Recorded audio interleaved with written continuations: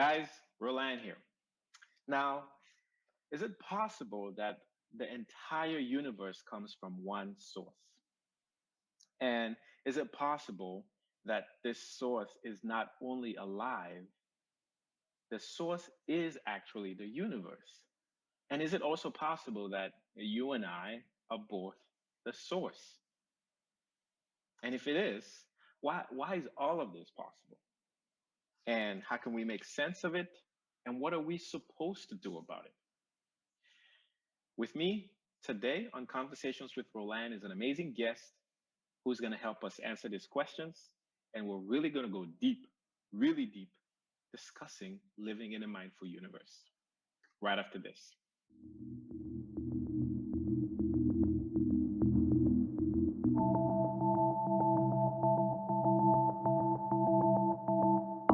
Welcome to Conversations with Roland, where the goal of the show is to learn life secrets through diverse experiences.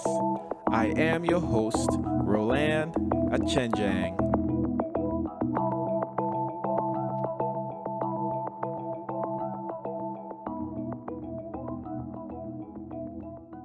Guys, welcome to another episode of Conversations with Roland. As always, I am super excited to record these conversations, and today is no different. Today, with me is an amazing guest.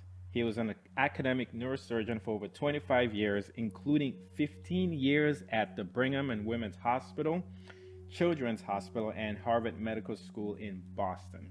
He's a pioneering scientist and modern thought leader with a passionate interest in physics and cosmology. Actually, like that a lot. He's also the author of the New York Times #1 bestseller Proof of Heaven, The Map of Heaven, and most recently with his partner Karen Newell, Living in a Mindful Universe. His partner is not on the call right now. You can't see her. She'll be joining us next or a little bit later on, but it's my absolute pleasure to welcome Dr. Eben Alexander to Conversations with Roland. Good Roland, morning. thank you so much for having us on. It's a real joy to be here. It's my absolute pleasure to really have you both on. And I'm a little giddy. I'm a little giddy, I'm sure you could tell. But it's all for a good reason. I first learned about you back in maybe 2013, right after Proof of Heaven was out. I was working in Nashville, Tennessee at the time, and your book was I bought the audiobook and listened to it. Fascinating, of course. Um, but the one of many aspects of the book that really touched me was one, basically, I think two sentences somewhere in the middle when you were on the other side of reality, and the statement was, "You are loved unconditionally forever. You can do no wrong," and something like that. Yeah. And I mean, I just thought, this is true. For some reason, it touched me as this is true. This is true. Well, Can you, it yeah. absolutely is. I love that you bring that up because that was really the core message I got from the guardian angel on my journey. And, you are deeply loved and cherished forever. You have nothing to fear. You are taken care of. And you mentioned the you do no wrong. And some people, I wish I'd expanded on that in Proof of Heaven because where it appears, people don't understand as much as I did at the time about that. That really, of course, you know, we have a certain responsibility for our choices in this world. And the more we can show love and kindness and compassion in dealing with self and others, the more likely we are to be following that ideal spiritual path. So it's not as if you can do no wrong, but you learn from doing, handing out pain and suffering to others. If you don't rectify it by the end of your life, you have to be on the business end of that in your life review. So, that's why life review is such an important kind of course correction to help us because it's like the golden rule that's written into the fabric of the universe. Treat others as you would like to be treated is right there front and center in the life review that occurs in more than 50% of reported near-death experiences. So it really is that, but you picked up on exactly the core message that I think I was to bring back to this world. Yeah, no, I loved it. And being raised Catholic, I was trying to understand an unconditionally loving being, a creator of all things. and then also making sense of that with the notion that we can come here and then end up being punished, like going to hell or something like that. And I thought Right. something is off. Are you? Is it an unconditionally loving being, and then he's punishing us for eternity? Something didn't add up for me You're there. right. Yeah, Big mismatch. yeah. So But anyway, we're here. That was many years ago. You've done a lot since then. You've had all kinds of talks. You've written additional books. Your life has changed. You've learned more. I would imagine that in integrating the experience you had, you have now a more expanded view of life, and above all, are really able to explain those concepts better. I mean, one of the biggest challenges that I can kind of relate to with people who have near death experiences or spiritually transformative experiences is being able to explain those experiences in a way that other people can relate to. So, yes, well, it's a part of the reason is our modes of knowing in those realms are so much vaster than our modes of knowing in this realm. In this realm, we hear things and it gets filtered by our ears. We see things, it gets filtered by our eyes. Our brain does a tremendous amount of filtering to reduce everything down to this tiny little trickle of an apparent consciousness. And yet, when you're the other side, when the brain is no longer there to serve as an intervening filter to reduce the level of information, and you're no longer stuck in a here and now in a sense of self. The it's like drinking through a fire hose, the consciousness that we experience there. And it's one of the reasons why it is so difficult to put it into earthly language when you come back to this world. Um, but we that's why it's important that scientists study near-death experiences and related phenomena of non-local consciousness to start making sense of all this. And I work with more than 100 scientists around the world in an effort to come to a deeper understanding of consciousness that fully accepts the reality of near-death experiences, and not only that, but things like past life memories in children suggestive of reincarnation. So we need a far bigger theater of operations to explain this thing called human consciousness than the teeny little materialist model that is so absolutely limited. The notion that brain creates consciousness has never really gotten off the launching pad. We simply need to acknowledge that there's more to the natural world than just the physical world. And of course, most of us, the only thing we've ever known is really the inside of our own consciousness. So no this is kidding. really about exploring and expanding on that. Yeah. And I mean, you've touched on so many things that we will cover throughout the conversation. But let's pick up on the idea of the brain creating consciousness to start out there. I think it's a good place to begin. Is your views today are very clear that the brain does not create consciousness. And this Right. was a huge realization for you after you went through your NDE. So, why do you think many people still would bark against that idea today? Well, our kind of common sense of our existing in this world. A kind of a first approximation, you see your physical body, you can kind of feel it, and you have the sense perceptions of it, and then you look around and there's a world out there. So our first kind of assumption is that we live in a physical world. I mean, the physical stuff is what we seem to be in touch with. But the step that I would say the scientific revolution kind of missed out on, and the step that is crucial to acknowledge, is that what you're actually experiencing is your own perceptions. And these are not core reality. Things like time and space, mass and energy, you need to kind of step outside to really see how it's all interrelated. But our first approximation is that the physical body and brain do as materialist science would propose they do.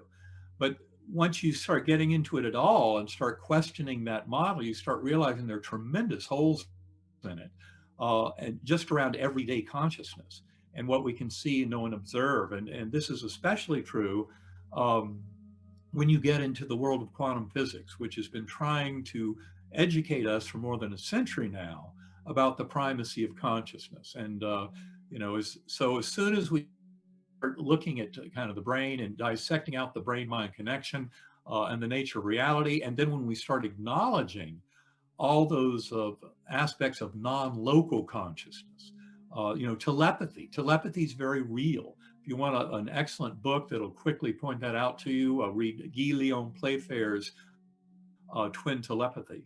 And of course, he's just talking about identical twins, where he estimates 35% or so have very profound kind of telepathic experiences, so strong that, for example, one twin can touch a hot stove and the other twin 1,000 miles away will feel pain and develop a blister on that finger. So that's a tight telepathy.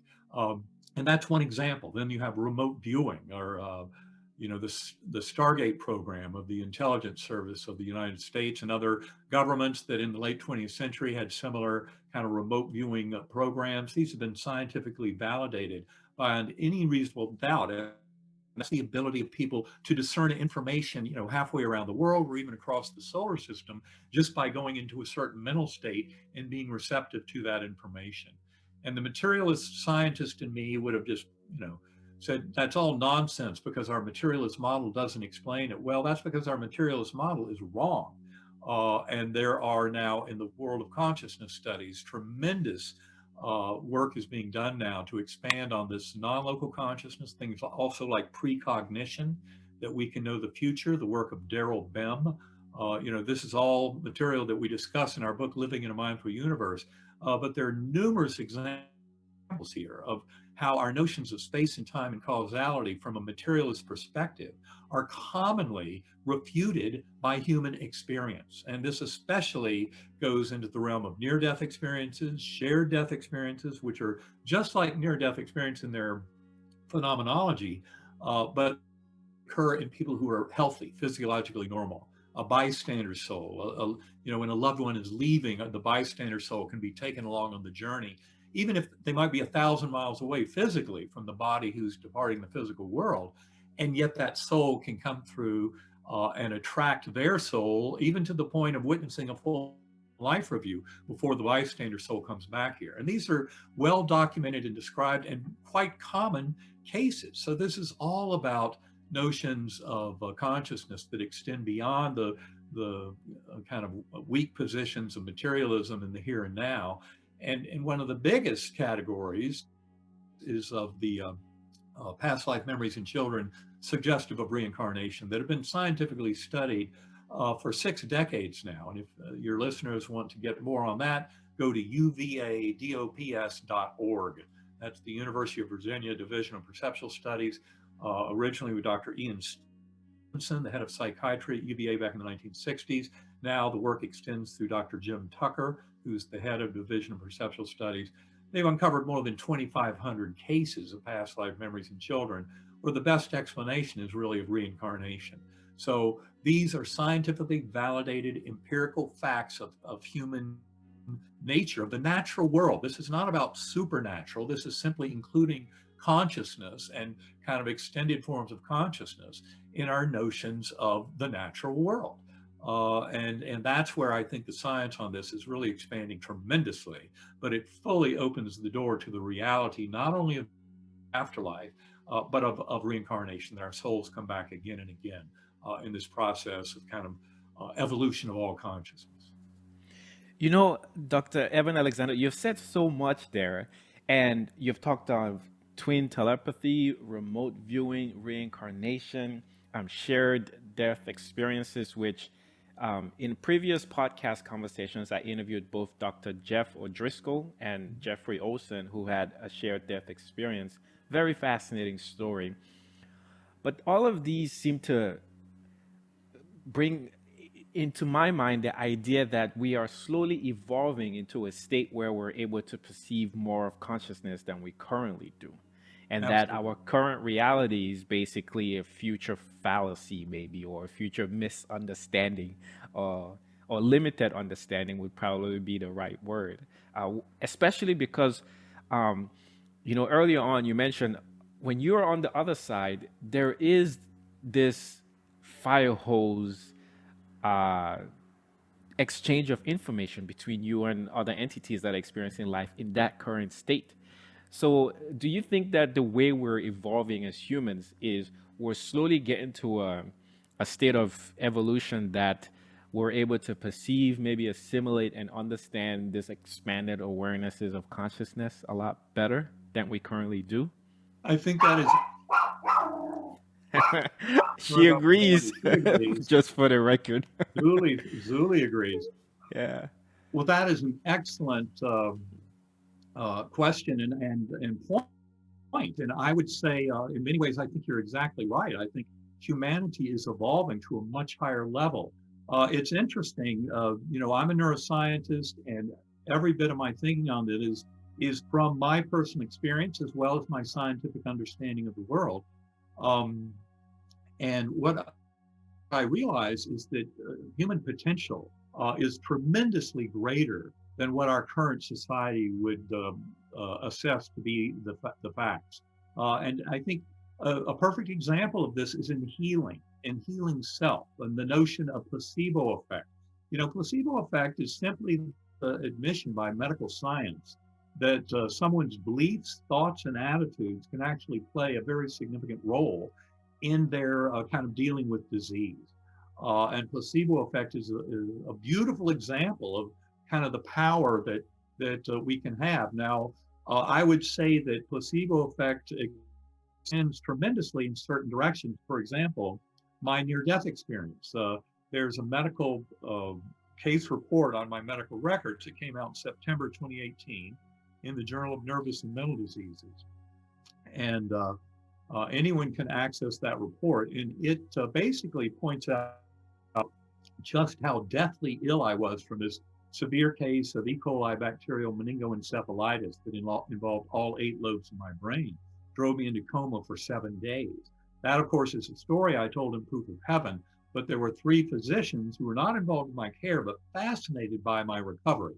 But it really does defy all Western medical kind of expectation. I mean, by the end of my week in coma, my doctors estimated I'd gone from a 10% chance of survival at the beginning of the week down to a 2% chance of survival at the end, with no chance of actual recovery. And that's why they recommended stopping the antibiotics. And yet I did recover. In over 2 months, I had a full recovery of function, which when you read that case report seems impossible.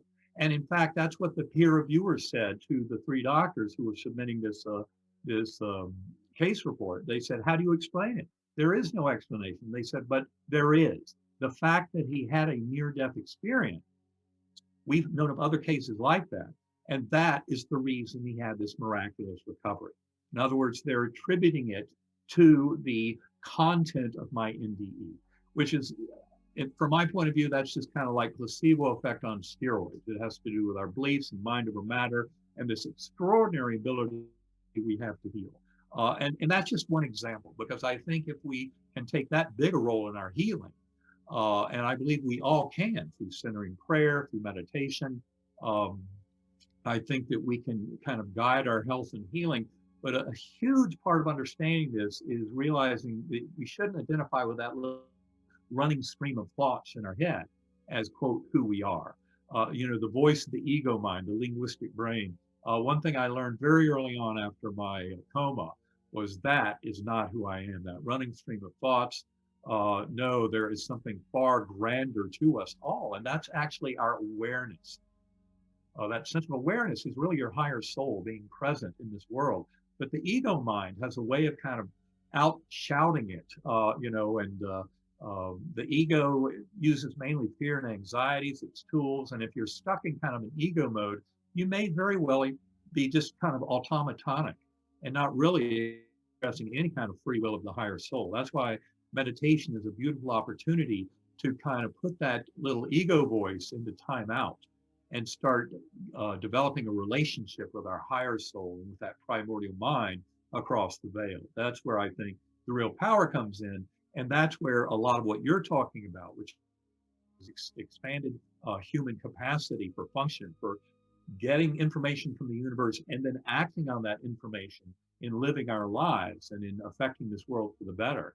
All of that is possible in a far grander fashion than our materialist mindset would allow. So I think you hit the nail on the head. One of the most fascinating parts of this is the tremendous human potential that rises from it. And I'll also point out, as much as we want to believe this is all new knowledge and quantum physics and the cutting edges of science and oneness and primacy of mind, and so excited about these deep scientific truths, will remember that spiritual traditions, both East and West, have gleaned the very same deep, profound, unifying truths over thousands of years. So, in many ways, all we're doing is kind of rediscovering what some of the wisest sages in human history have known all along, and they've tried to teach. And I hope that now it becomes framed in a scientific basis. Science is a way of being objective, of sharing knowledge and techniques with other humans in ways that they can also use. And that's where I think this current scientific revolution is going to be so extraordinary because of what it brings to our modern society at a time when we very direly are in need of this kind of message. It's so fascinating to hear you speak because you're saying all these things that are very, very interesting to me on multiple levels. The placebo effect is huge. As a licensed pharmacist, we learned that in pharmacy school, then I get into the real world and I see it. And I write about it in my book, Who and Why You Are. And after having my spiritual transformative experience, I came to the same conclusion. My goodness, the placebo effect is belief. And I began to see it everywhere. Patients would come in and say, "Hey, who's working this weekend?" As in, what provider is working this weekend? And we would tell them, and they would decide to go see the provider or not. And I just thought, whoa, the reason you're choosing not to see that provider is actually going to affect your health. Right. It's going to affect your healing. But we're not educated to understand how those little decisions influenced by our beliefs, whether limiting or expanding, actually affect the reality that we experience. I could talk to you all day about meditation. Lord knows that that's my favorite thing to do. But Dr. Alexander, if we could go back just real quick and speak more about consciousness and the brain. Okay. Now, in Proof of Heaven, you describe this creator of all things, this source of everything that is, period, as I would imagine the core. And the idea is that the core is also everything that is. And essentially, the core is interacting with itself, which is all what we're doing. So if you think about it from that sense, could you extrapolate out further and say, well, if the core is the source of everything, and everything is the source or is the core, and everything is generated from this core, then you can maybe argue that the brain generates consciousness because the brain is like the source, and then consciousness is another aspect of the source. I don't know what you think about that, and then also how you would differentiate if the brain does not generate consciousness. What is consciousness, and what's the brain's relationship with it? Well, these are very deep metaphysical questions. So, in other words, you really have to kind of look out. Physics is the study of the physical world, and physics can answer a tremendous amount of questions about things. And the science of physics has been very important in a lot of our recent development over the last few centuries. So that's all very important. But the important thing we're getting to here is understanding that consciousness creates the brain and body and physical universe. It is not created by any aspect of any of that. And that's where I think this kind of bigger vision comes into view. And it has everything to do, as I mentioned, with metaphysics. That is trying to understand things at the edges of physics, because physics is great as far as it goes. But what happens is you end up, for example, in quantum physics, so with the measurement paradox, with the demonstration of contextuality, that the actual choices made by the mind of the observing scientist play a crucial role in what is actually measured. There's no way you can separate the observer from the observed. And that's one of the most fundamental lessons of it. And in fact, the way that most physicists would work out of that, if they don't want consciousness to be evolved, is they simply say the many worlds interpretation of Hugh Everett from the mid-1950s. Infinite parallel universes unfolding at every instance in space-time explains it all. And then they're happy. They can walk away from the table with infinite parallel universes explaining it all. But how does the individual soul interpret these infinite parallel universes? The reality is the answer to that question is much better solved through objective idealism, the notion that there is a top-down causality in the universe. And one problem for our modern society is much of that force, that source, that infinite kind of ocean of pure love and of its healing capacity at the very core of the universe that I encountered most directly in the core realm, even though I witnessed that God force all the way down to the lowest levels of my spiritual journey and saw how it completely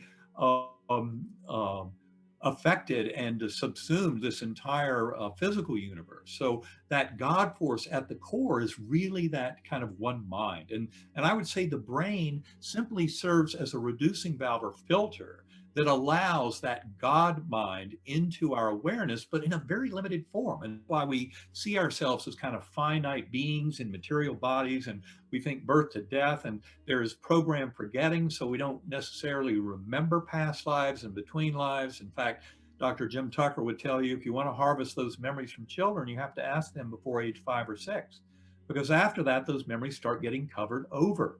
And I believe most of us, if not all, have those memories of between lives and past lives when we're young children. But a lot of that gets covered over. And that kind of gives us skin in the game. So we engage fully, in this lifetime as this being.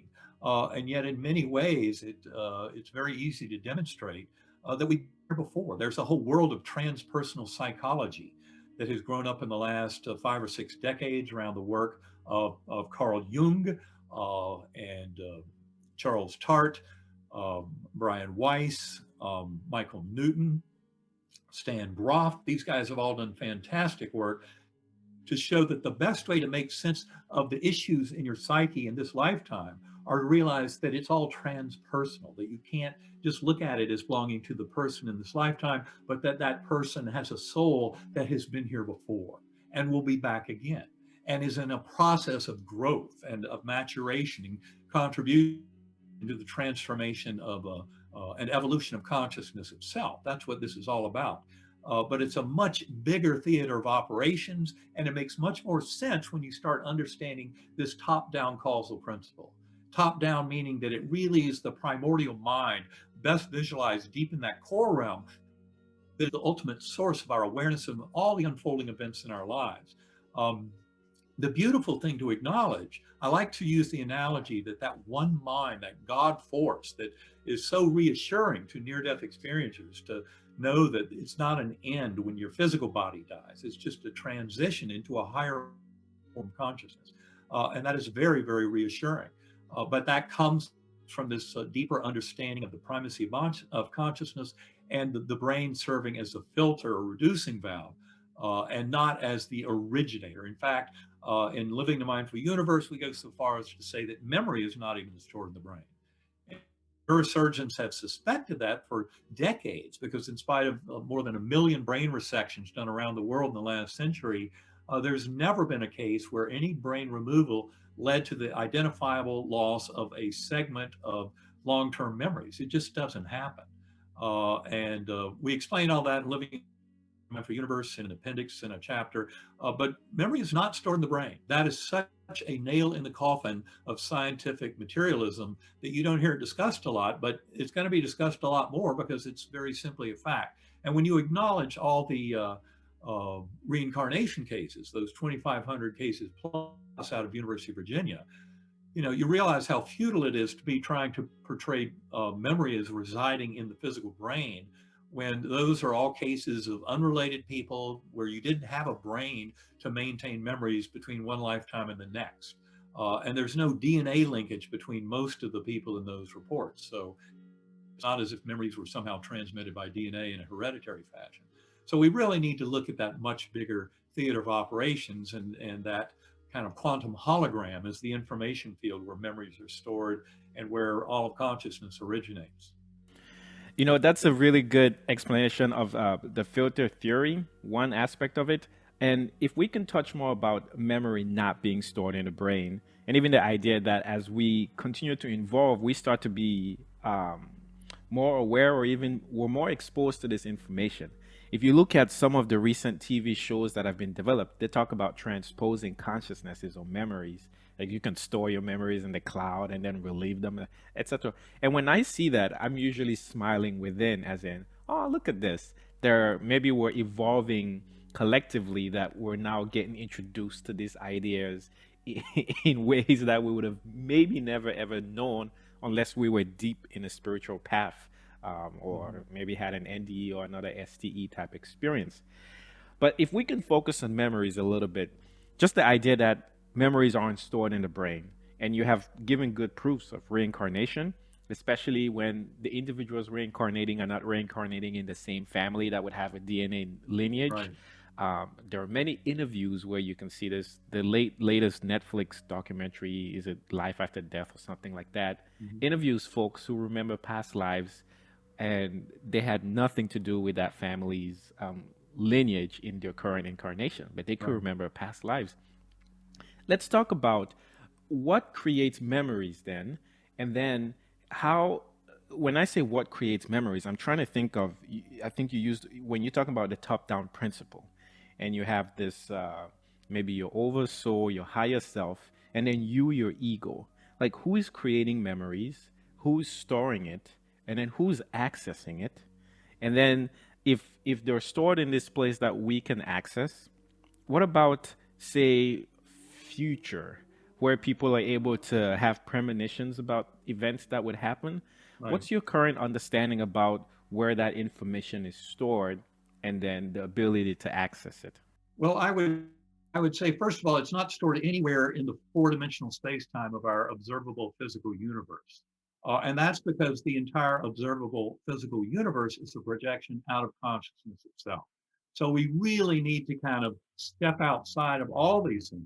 That's why this is such a big metaphysical question, and it can be kind of challenging to think about it. It's one of the reasons why a lot of this knowledge has been so elusive. Is its consciousness is so close to home, it's very hard to separate ourselves or kind of step out of it to take a look at it. So I think that's one of the big challenges. And yet I would say that the memories, the information field, I like to call it the quantum hologram. Some people would call it the Akashic record. That's another kind of way of looking at it. But basically, this is the information field that holds all possibility for experience. And it's an information field we can tap into and learn from, an information field that we can influence. That has to do with experience and memories. And it all really boils down to, who, what is doing all that. And that's where I would say we have to identify as the soul, as kind of the basic ingredient. And the soul is that's our essence. And that's the part of us that actually transcends just a birth to death incarnation in a physical body, but extends through time and space beyond that, throughout this universe. And of course, is also key to it's not just about the physical universe, obviously, but keying into a certain aspect of that information field, because there seems to be kind of a thread of soul experience. That's how I would put it. And in fact, in my own NDE, even though given my amnesia, not remembering anything about Eben Alexander's life, which was an unusual feature of an NDE, and yet I came to realize in the years after my coma that it was essential for me coming to a lot of the deep lessons of my NDE, was understanding all of that. But it's really about this notion of a soul line that traverses multiple lifetimes, and that it just involves accumulation of knowledge. Now, the interesting thing is that with these soul lines and this kind of living lives and then between lives and living lives, there's not perfect memory. It's not like our higher soul that accumulates memory through this whole process continues to have those memories even when we're in these bodies. As I said earlier, the memories seem to be accessible early in life as a young child, but then memories of those past lives get covered over. We don't know why. I guess it's for kind of a similar reason. We know dreams are very important. If you don't dream and sleep for a few weeks, it can be fatal. and yet most of us don't readily remember our dreams. Some in the spiritual traditions think that every night our soul leaves our body and traverses across the spiritual universe in our dream form to learn and to do other things that have to do with our advancement, and then come back in the morning, but we don't necessarily remember the details of those dreams. Dreamless sleep is not very restful, but for similar reasons, I think we're not necessarily meant to bring all the knowledge back. It's what I call a programmed forgetting. And it's a very important concept because it has a lot to do with kind of the intersection between our existence in deep in the spiritual realms as a soul, and also our manifestation in these bodies as a more limited form in terms of our knowledge, more limited form of knowing that soul fully. And that's where meditation and hypnosis and other things can come in handy, because they help to thin the veil so we can a much richer relationship and understanding of that higher soul, recover more of those memories that are not just naturally there, if we don't make the effort to recover them. Well, a lot of this has to do with acknowledging this bigger model, the primacy of consciousness. The brain is a reducing valve or filter, and our ability through meditation and through spontaneous epiphanies and NDE, shared death experience, and past life memories in children to access various forms of knowledge that prove this much bigger kind of theater of operations. No kidding. Let's try something here, Dr. Alexander. Let's use you as an example to maybe get a foothold of your current understanding of the top-down relationship, right? And this is going to build on the next question, which you've answered already. But if we start with the core, what's your relationship to the core, all the way from the core right down to the Eben Alexander listening to me, and not listening to me, conversating with me right now? So what's that relationship? Every word. So how? Thank you, by the way, I appreciate it. So how would you go from, okay, the core is the source of all. What does it create next and next and next, and then all of a sudden we have Dr. Alexander? I think the best way to explain that is actually to share with your audience my introduction to all that in my NDE, because I think that explains it a little better. My NDE started in a very primitive, coarse, unresponsive realm. I was completely gone from this world. I was deep coma from a meningoencephalitis that affected all 8 lobes of my brain. And my experience was completely amnesic, no words, no language, no knowledge of Earth, of this universe. It was an empty slate. Again, I came to realize in months and years afterwards why that was. But just for now, that's the fact of my experience. I didn't have any memory of Eben Alexander's life. And in that first stage, the earthworm's eye view, it was very confusing. It was like being in dirty jello underground, a sense of roots and blood vessels all around me. But I was rescued by this slowly spinning white light that basically became a portal, a wormhole leading me up into this brilliant, ultra-real Gateway Valley. And the Gateway Valley was filled with earthly features, but they were all kind of in their ideal forms. There was perfection, no signs of death or decay, blossoms, buds on trees, everything flowering, blossoming, this rich, very fertile valley below me. No sign of death or decay. There were thousands of beings dancing down below, and lots of joy and festivities and merriment going on. And I was on a speck of awareness on a butterfly wing, with millions of other butterflies, colors beyond the rainbow, looping and spiraling in vast formations over this beautiful valley. And the entire scene lit because up above were these billowing clouds of pure color. And then all of the festivities there were being fueled because these swooping orbs of light were emanating chants and anthems and hymns. And I called them angelic choirs when I came back to this world and was writing it all down. But that music of those choirs in this Gateway Valley, a very ultra real, much more real than this world, those angelic choirs provided yet another musical portal up into the core realm.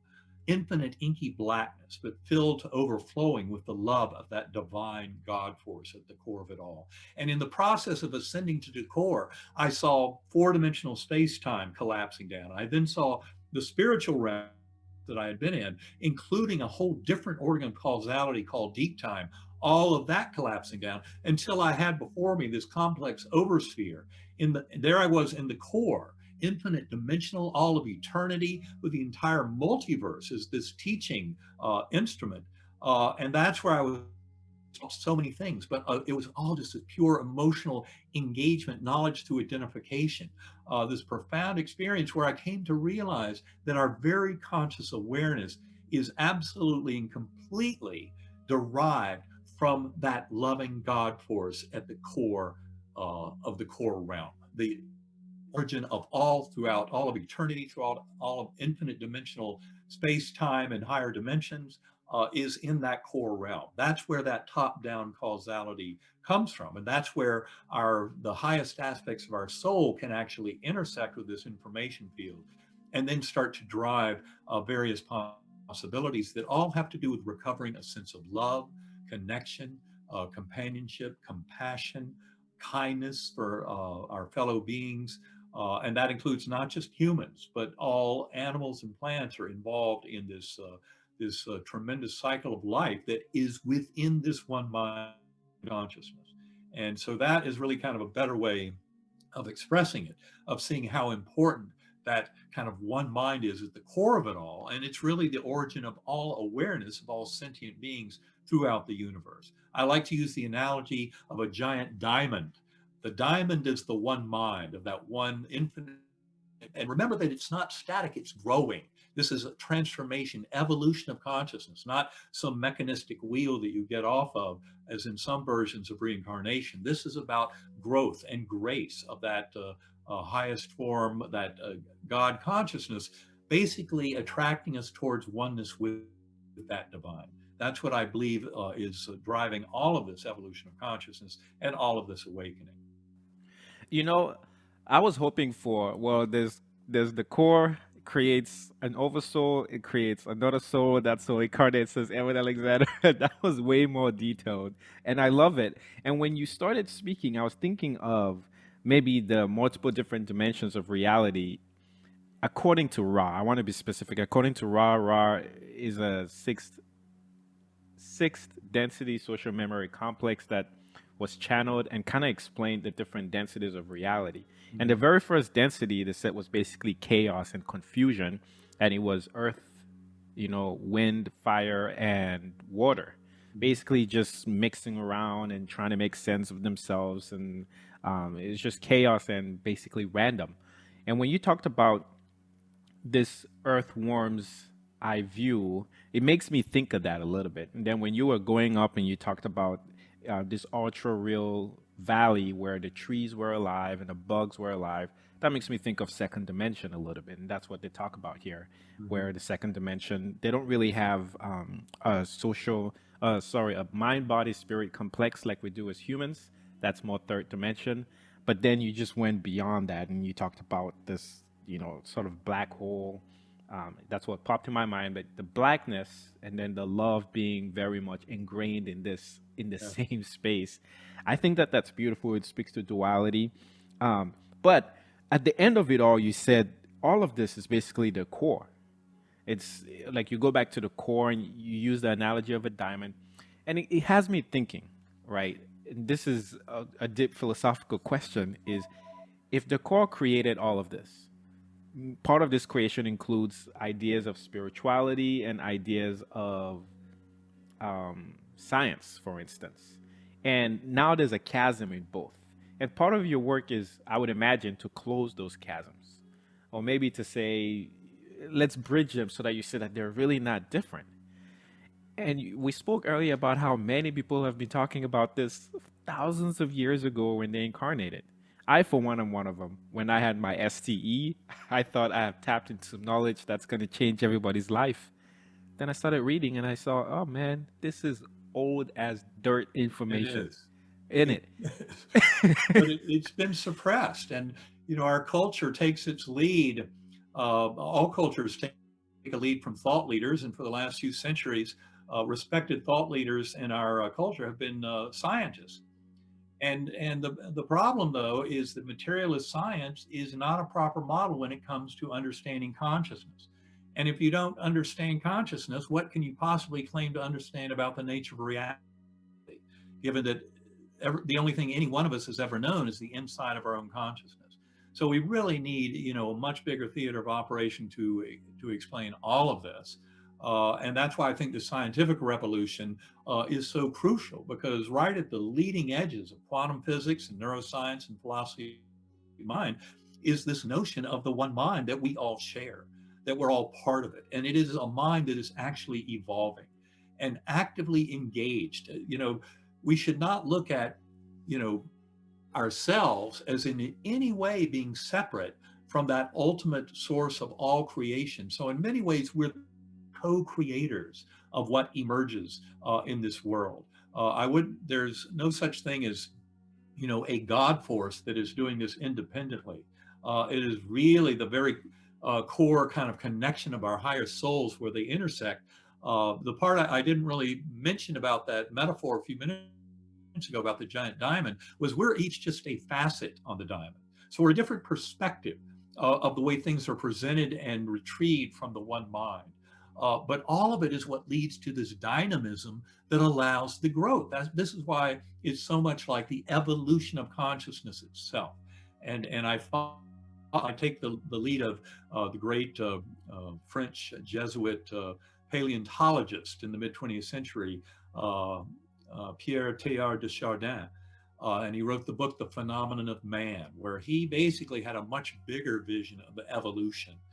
It was one where the entire universe exists for sentient beings to carry on the evolution of all of consciousness itself, the transformation of consciousness. And that's what I believe is going on. That's what I believe this one mind is doing. But the way it does it is for all of us to play our role as sentient beings. And the more we can engage at the highest levels possible with this, the more effective we can be at helping in this tremendous transformation that's going on.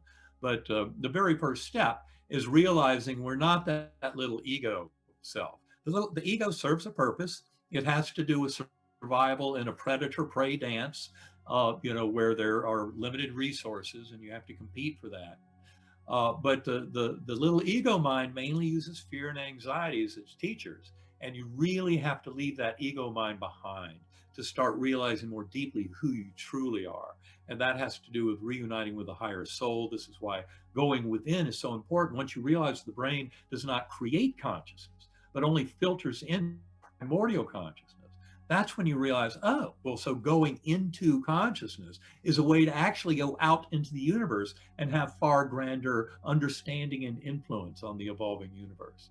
So it's a complete flip, a 180-degree flip from everything I used to believe. And I would say I worshipped materialist science before my coma.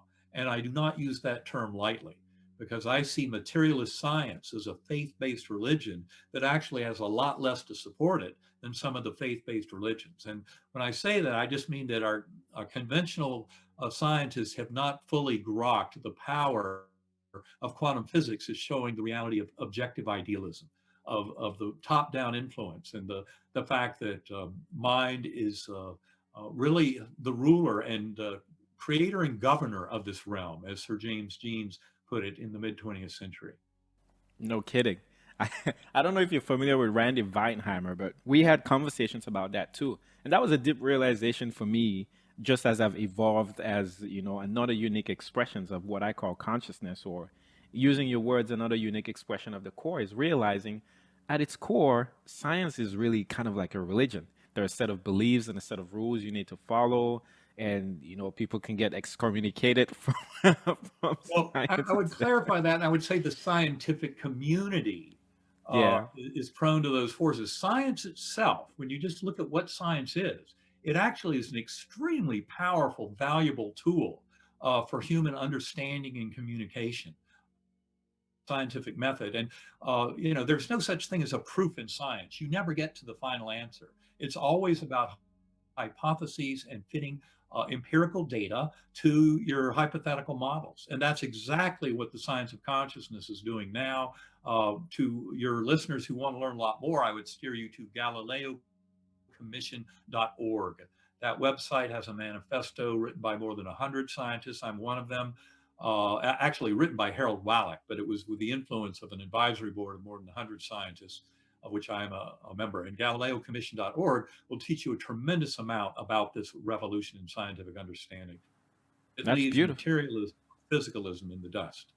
Yeah, no, that's beautiful. And speaking of that, the idea that science should not be, hell bent on finding a final answer, kind of speaks to the evolution of consciousness as this constant evolving entity that seeks to be more self-aware in a way. Mhm. That's how I understand it.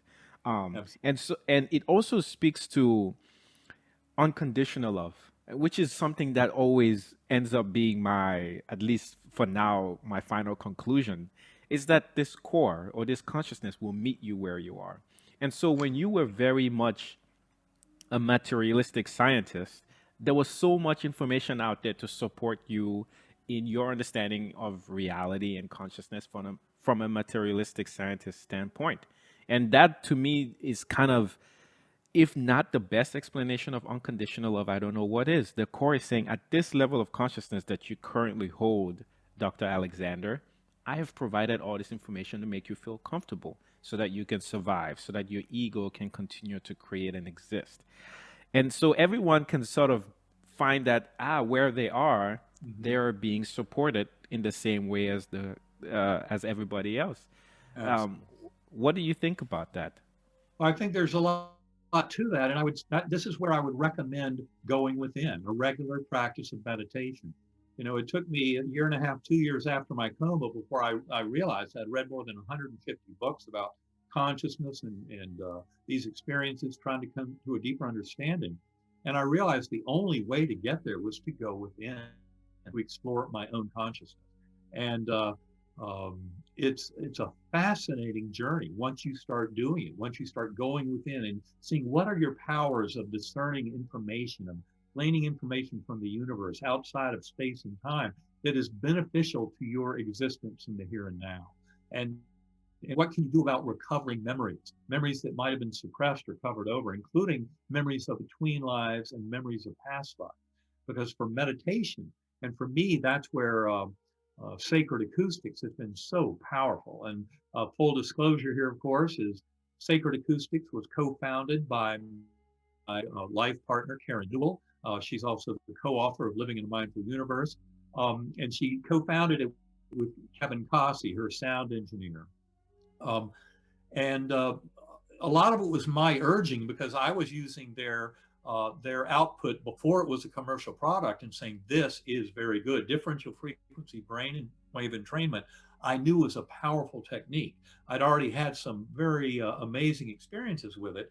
And just for your audience, the thing that makes this so different, and we're talking here about binaural beats, and Sacred Acoustics, from my point of view, is one of the most powerful forms of binaural beats available. But binaural were first discovered in the mid 18th century or 19th century, sorry, by a Prussian physicist who discovered that a pure tone in one ear, slightly different frequency tone in the other ear, and somewhere in the brain generates a wavering sensation that is equal to the arithmetic difference between the two input signals.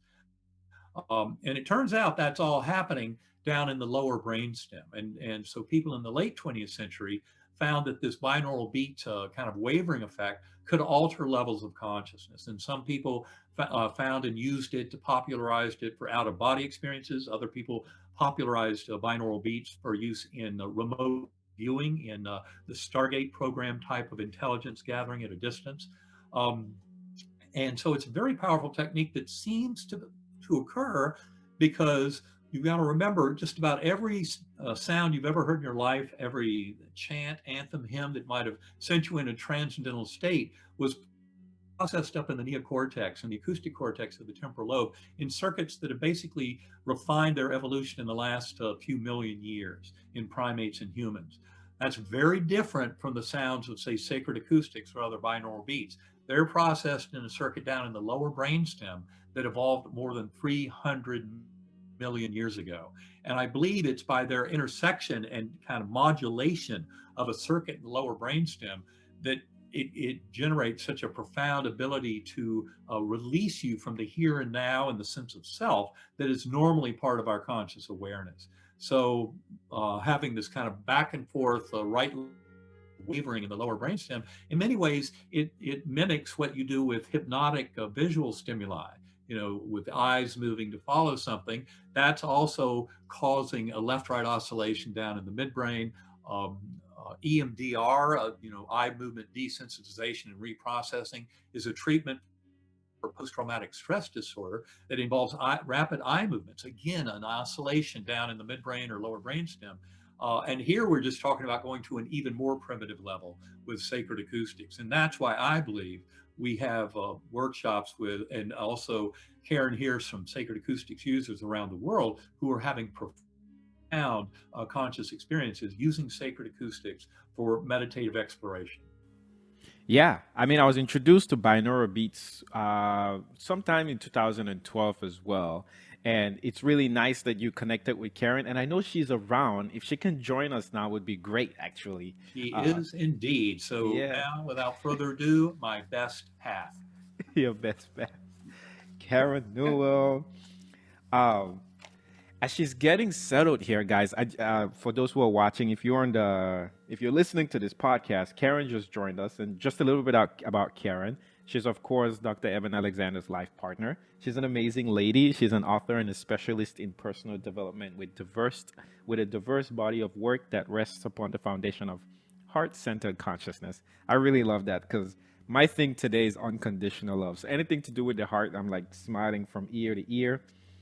As an innovator in the emerging field of brainwave entrainment audio meditation, which Dr. Eben Alexander just talked about, Binaural Beats, Karen empowers others in their journeys of self-discovery by demonstrating how to connect to inner guidance, achieve inspiration, improve wellness, and develop intuition.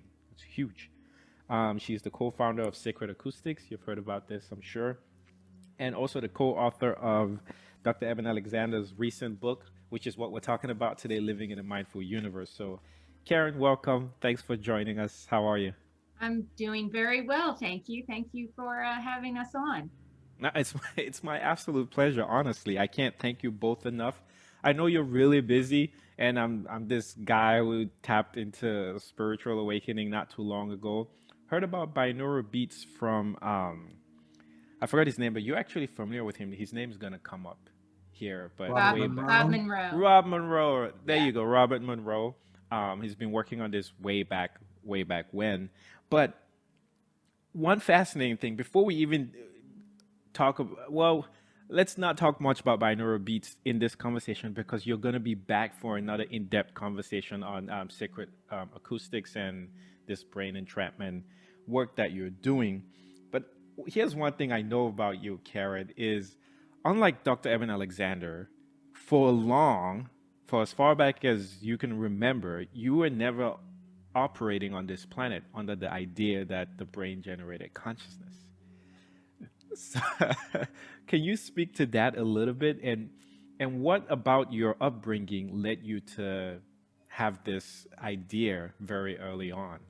Well, yes, when I first met Eben, he had had his near-death experience, but he hadn't written his book yet. So his story wasn't really broadly known, but I knew he had had a near-death experience. And so I asked him, I knew others who had had near-death experiences and knew that they usually learn very personal, spiritual type of lessons. So I just making conversation. What did you learn on your NDE, Eben? And he says, the brain doesn't create consciousness.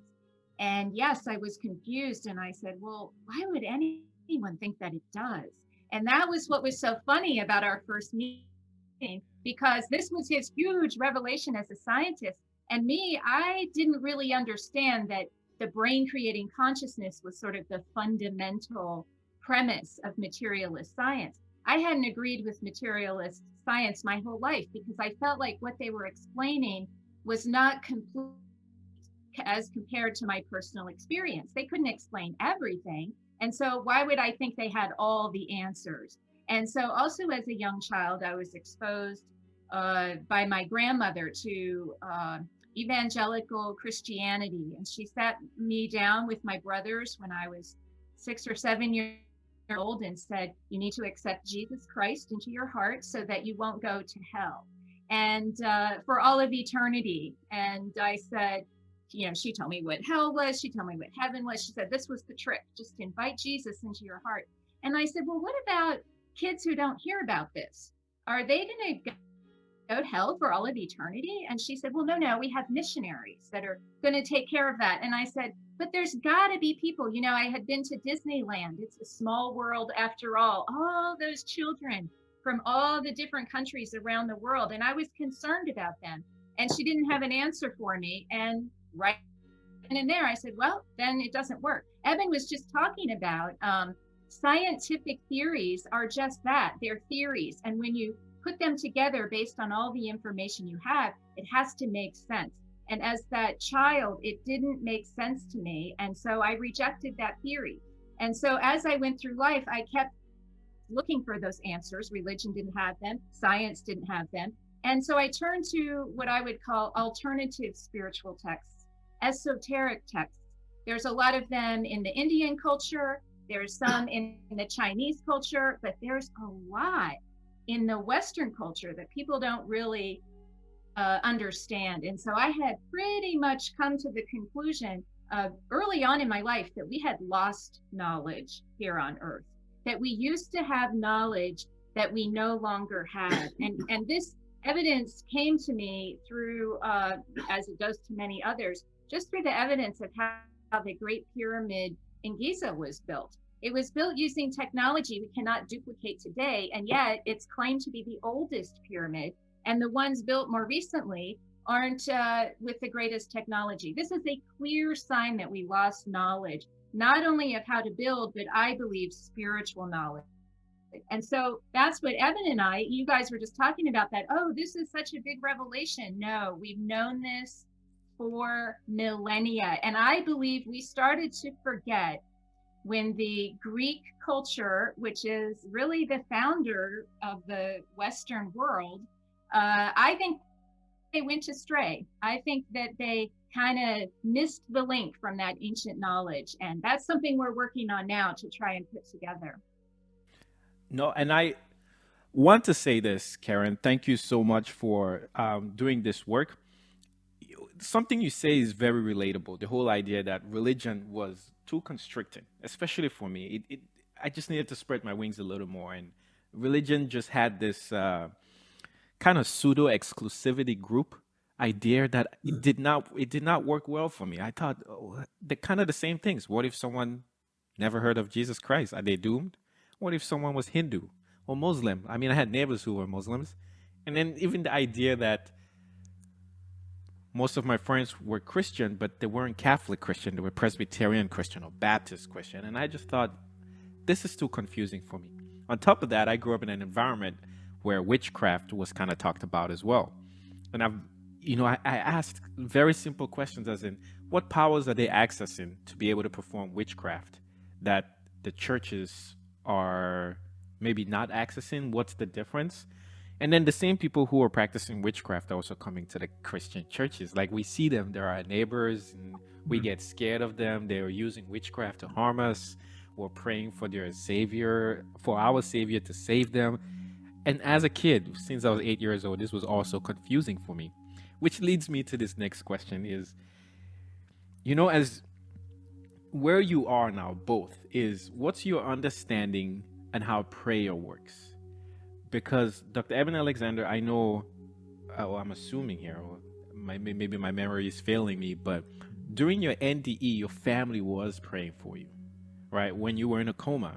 And I'm sure for you as well, Karen, maybe when you started out saying, I'm going to explore the fringes of esoteric information. Maybe there was a family member saying, Karen has lost her way. Let's pray for her. So where are you today, both of you, in your understanding of how prayer works? Well, I'll start. I think it's really important to make a distinction between prayer where you're asking for something and prayer where you're kind of communing something. And so the kind of prayer that I learned when I was a child was to ask God to grant me wishes, desires, needs, what have you. And it was kind of a one-way street. And then later in life, I realized that I could sort of commune with that energy. I got away from the idea of calling it God just because that was the Christian name for it. I think of it as source, universe, mother nature, whatever that unseen force is, you can commune with that. And so that's a different form of prayer. where you feel that connection? And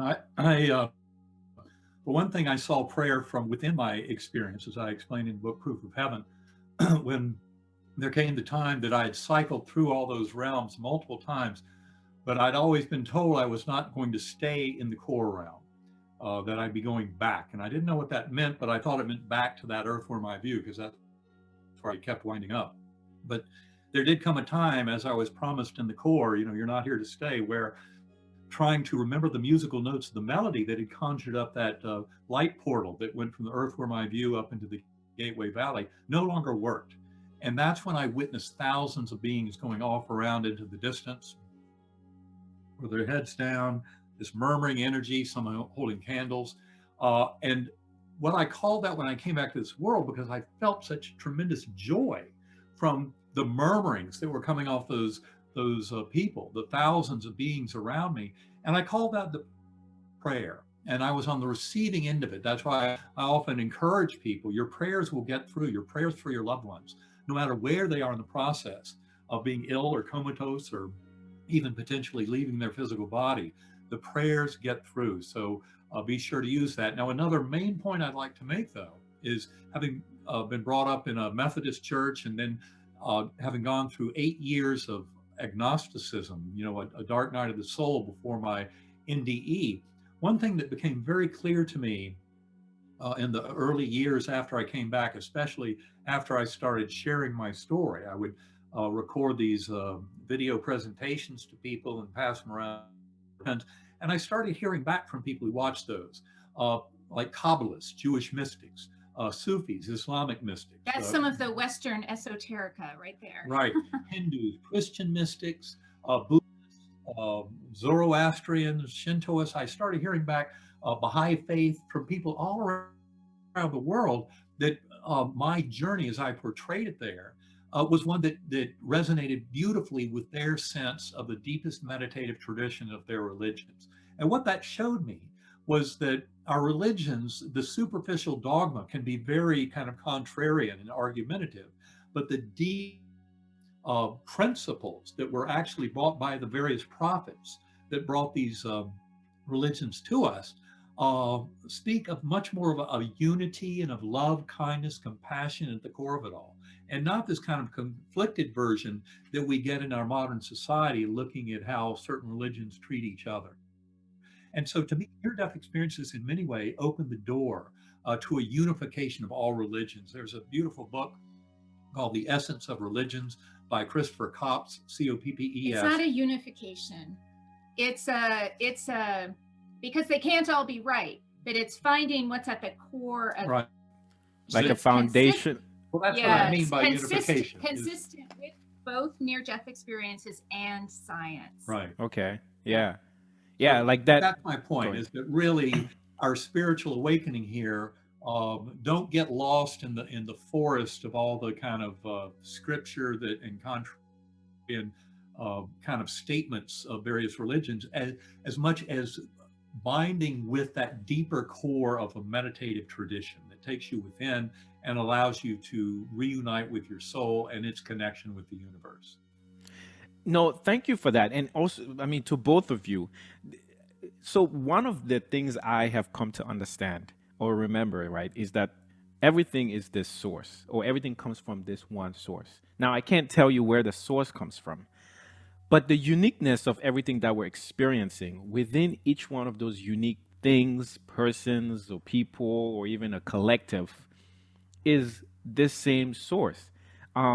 And I know you use the word unifying, or say that there's a foundational piece of information that we're all accessing, and then expressing it in our unique ways has also made me to understand that in all these diversity, whether it's on this planet or even on different planets or in different realities or galaxies where other beings are experiencing reality in their own ways, it's these fundamental truths. Right. And the big one is unconditional love to me. And for some reason, that's like my conclusion. It's not a very good scientific study to say, well, they say you're going to end up in the same place, unconditional love. This consciousness will meet you where you are. And both of your stories when I hear you speak, that's what's really running in my mind. And I'm not saying I'm not listening, but I'm saying, oh, what's happening is, well, Karen always knew that for some reason the brain did not create consciousness, and that was her path, which has led her to sacred acoustics, etc. You didn't. You had an NDE, but guess what? It led you to sacred acoustics, and then you're both exploring this together now, which is, to me, it's just this beautiful thing. But since I'm here to conversate with both of you, I have this other question to kind of ask where you both are in your understanding of inspiration. Many people always ask, where does inspiration come from? And I'm going to just answer that and say it comes from the same source. Everyone's inspired by the same source. The question now becomes, why are some people able, in your understanding, to take that inspiration from maybe thought form and then bring it into reality versus other people? Like, what goes into choosing? For instance, why did you choose to come after getting the idea that you can have a conversation with Roland and record it and post it? So inspiration comes from exactly that source, that unseen source. People who are kind of secular scientific minded thinks it's coming from their brain, but in reality it's coming from beyond the brain, and the brain is filtering that information in. So someone who opens up their consciousness and makes it more available, makes it more receptive, that information then comes in more readily. So artists are prime for that. Those artists who paint even abstract or still life, when they're trying to paint light a certain way, they kind of open and get into this zone. That word zone, that the man who came up with that has a name that's impronounceable, but there's this thing called the zone. When you get into a state where you kind of forget, a flow state, that's it, a flow state. I was thinking of that movie. You wrote a book called Flow. Flow, yeah. I was thinking of the movie Soul that calls that the zone. So yes, right. The zone. So all of that is where that creative quality is coming from. So being able to open to that, and artists seem to have a more natural way of opening. But we do know that people like Albert Einstein, Thomas Edison, also had a way of getting themselves into this more receptive state of awareness. So Einstein would go out in a boat, and the rocking of the boat, that gentle rocking, would put him into this state. And that's where he would open to these amazing ideas that helped us advance. Same thing with Thomas Edison. He invented so many things. And he would hold, I believe the story is, he would hold weights in his arms, and then as kind of drift off, the weight would fall. And that's when he would be in what we call the hypnagogic state.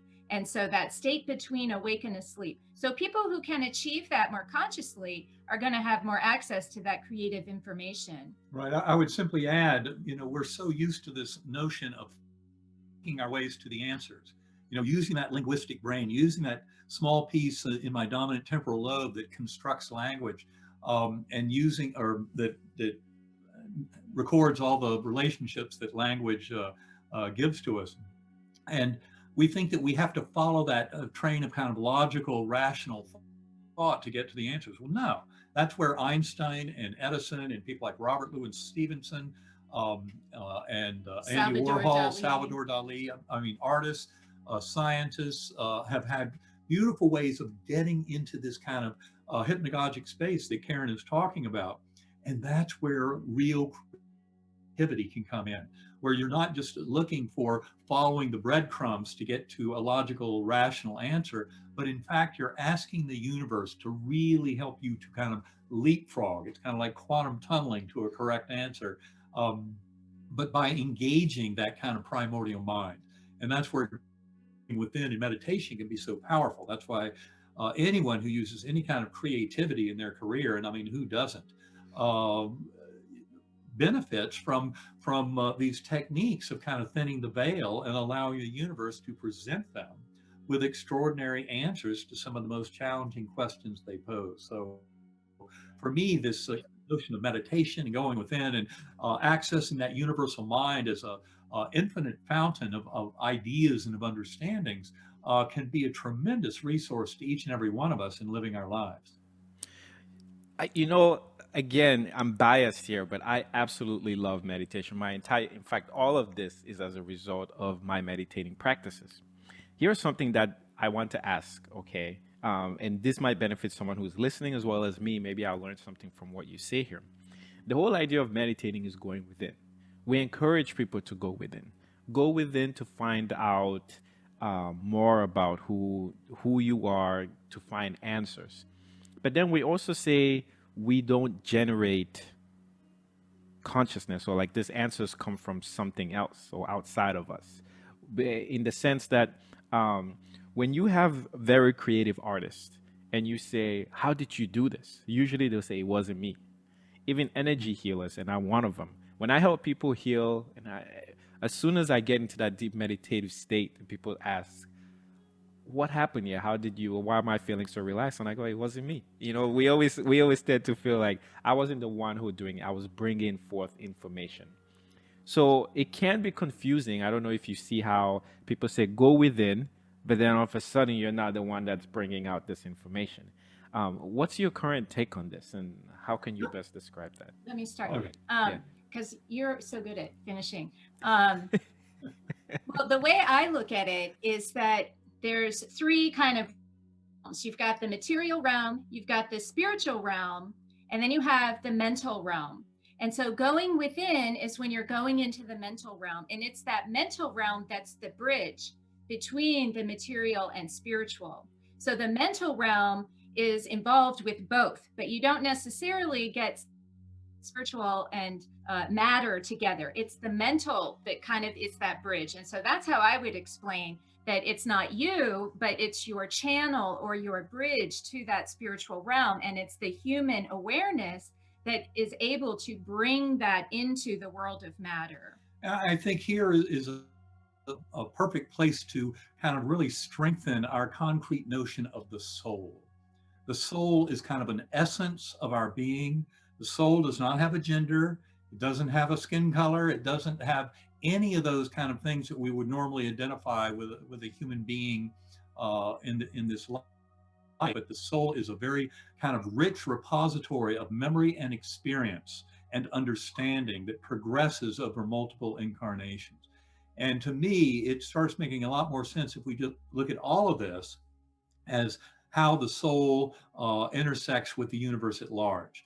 Now, much of our language is built around a concept of, me, myself, I, this linguistic ego mind, and kind of I and not I, not me, the rest of the world, etc. And all of that can be very confusing. So this is really about kind of bypassing those linguistic traps and just realizing that you're a soul in a constant process of refinement of your understanding of your existence. But you also say that going within is your doorway to the universe. Well, it is. Once you, again, we're realizing, before my coma, as a physicalist, materialist neuroscientist, I believe consciousness was all going on in here in this 3.5-pound gelatinous mass between my ears. I now realize that's not true at all. That consciousness is actually the entire universe. We are sharing the consciousness of the universe, and that we have access to a lot more of that than we might often think. And so this is really an acknowledgement that going within in this kind of bigger model of consciousness, brain, and mind is actually going out into the universe. And that's where you're getting the additional information and having the influence that expands the free will of your higher soul. Okay. Now we're a little over an hour here, so we're gonna start kind of winding things down. And one of the questions I'd like to ask at this point is this: Karen, with the work that you're doing, I can extrapolate out further that maybe the final end goal is to help people know themselves better, so that they can be healthier, they can live more productive lives, they can be more creative, inspiring, right? And if I just take those words and I come back to what anybody who is inspired by anything is doing, whether it's alternative healing, whether it's even religions, they'll tell you, well, we want people to live out their utmost potential, to sort of self-realize, self-actualize. If you look at the United States Constitution, I mean, if you read it from a spiritual standpoint, you get that same idea, this pursuit. so that you are evolving in such a way that your expressions are representative of your fullest potential while incarnate on the planet. Dr. Eben Alexander, in reading your books, I can assume the same thing. When you have an ND and you realize there's so much more to being human than we currently remember, why can't you remember this? You come out and you're saying this. What's the point of it all? Why are we doing this? And who does it benefit? Why are we supposed to be the self-actualized beings? If we all self-actualize and we're kind of gods, don't we end up creating basically the war of gods at the end, where we're fighting each other with all these powers that we have? And then we end up in the same place. It's kind of it's a very deep philosophical question, but what's your take? Why are we, what gives? Why are we doing this? Why are we going through all these experiences of forgetfulness, creating all this alternative Roland, feeling you modalities? said it yourself. Yeah. You said it yourself. It's love, unconditional love. So in theory, that's where we came from. And we came here to experience life without that in order to understand it better. We often say that, if you're sipping champagne and you're on a yacht, you're not necessarily understanding the meaning of life. But if you've, lost two children and had a heart attack and survived or something, oh my gosh, you have this beautiful spiritual nature about you, if that's the way you followed. There's more potential from these hardships of understanding love than you would have if there was no such hardship. And so the purpose is to, first of all, I feel that the one consciousness had the desire to know itself. And so all of us are pieces of that consciousness, experiencing life, experiencing whatever it is in that one aspect of the whole. And so each of us are absolutely critical. And so the purpose is not only for each and every one of us to kind of remember or bring that love into our daily lives, but also to help others learn the same thing. Some of us are more behind than others on these concepts, and yet each and every soul is critical, no soul left behind. So those of us who have learned these lessons of love, none of us have learned them completely. We're all kind of works in progress. But those of us who have learned this, we are providing models for others to follow. So the whole entire purpose, I will say, I believe, is to return to this feeling of not just in the spiritual realm, but in the physical realm. Bring that love here to make this life more harmonious. And I think that's the goal. I honestly do. Well, I certainly agree that I think the challenge to humanity over this 5,000-year epoch is to learn oneness, love, kindness, compassion. I'm not sure what a million years from now, what the same kind of challenge would be to sentient life on this in this aspect of the galaxy. But another point I'd like to make is yes, love, oneness, that discovery is something that is very crucial for humankind to come into over these many thousands of years. But I think even deeper is kind of the concept. I love how it's written on the entrance to the oracle at Delphi, to know thyself. And it was on a pyramid. And on a pyramid text before that. So I guess they copied it from the Egyptians. But it really, in many ways, is the prime directive.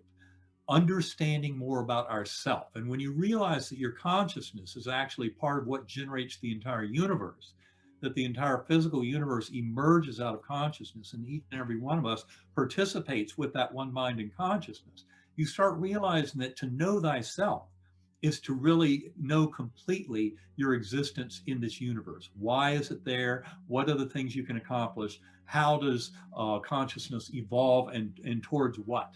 And that is what I think we're all here to contribute to, is that grand notion of sentience coming to know itself, and the universe coming to know itself through this extraordinary process of existence that we all share. That's beautiful. My book, Who and Why You Are, talks about that until it's blue in its face. It's basically an explanation of what you talk about, the prime directive, knowing thyself.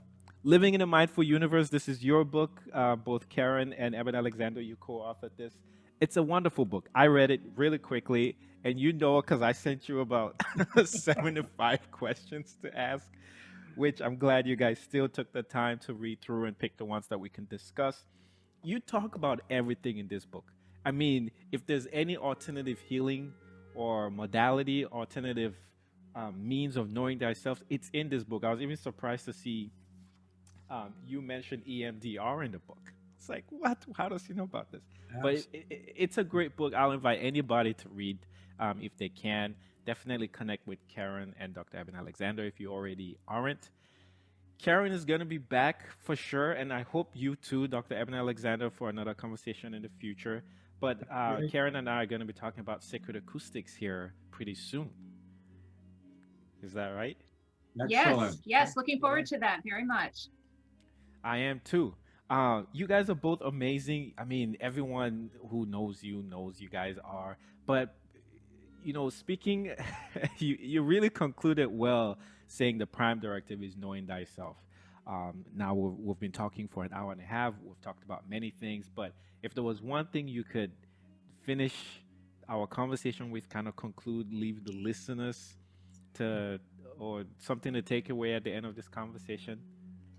Well, we'll probably both have something, but I would say that it truly is our birthright to feel a connection to this sense of something greater. It's our birthright to do this. And in the Western culture, generally speaking, we've denied this as even being real. And so returning to this birthright of understanding that we are more than our physical bodies, we're more than our thoughts, we are spiritual beings. And in order to really become fully human, we need to become more whole by acknowledging that spiritual aspect of ourselves.